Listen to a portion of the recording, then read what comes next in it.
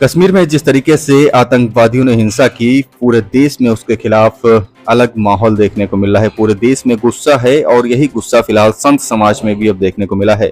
स्वामी भारतानंद सरस्वती महाराज महामंत्री अखिल भारतीय संत समिति महाराष्ट्र ने भी इस पर करारा प्रहार किया है। इस पर अपनी राय रखी है, ये सुनाते हैं उन्हें क्या कुछ कहा। आतंकी जिहादी मानसिकता के लोगों ने जो भी हमला किया, किसी की जाति नहीं पूछी, किसी का प्रांत नहीं पूछा, किसी की भाषा नहीं पूछी, उन्होंने पूछा धर्म।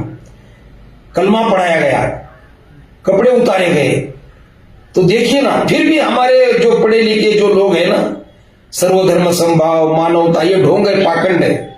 और इसलिए धर्म के नाम पर, जाति के नाम पर पाकिस्तान का विभाजन हुआ और लगता था कि हिंदुस्तान जो बचे हुए हिंदू है वो आराम से चैन से रहेंगे। फिर भी नहीं है, आज भी नहीं है। जय श्री राम भाइयों, 2 दिन पहले जो घटना हुई पहलगाम में, इस घटना से तो हम बहुत दुखी मन है। लेकिन 2 दिन से कुछ ना कुछ बात हम आपके सामने करें, बहुत मन में विचार आ रहा था।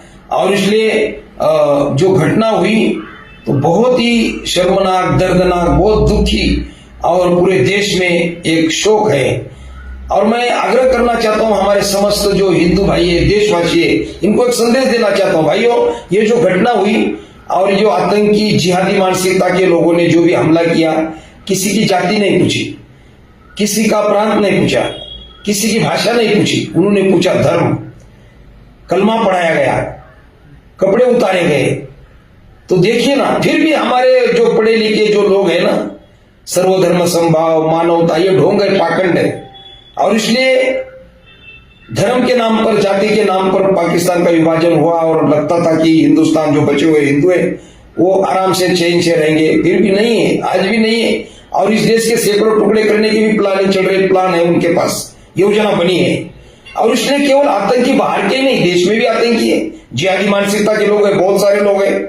और इसलिए भाइयों, अब ऐसे हम अगर विभाजन होता रहेगा और हम जो पढ़े लिखे लोग हैं, हमें मानवता की बात सिखाते हैं, सर्वधर्म समभाव बोलते, आतंकवाद का कोई धर्म नहीं होता, ये क्या बात है। हमारे योगी जी ने ठीक कहा था, बटेंगे तो कटेंगे। और इसलिए हमारा हिंदू समाज आज भी प्रांतवाद, भाषावाद, वर्णवाद, पंथवाद, इसमें बट रहा है। और कितना बटोगे भाइयों, अभी तो जाग जाओ। धर्म पूछकर गोलियां चला रहे, धर्म पूछकर।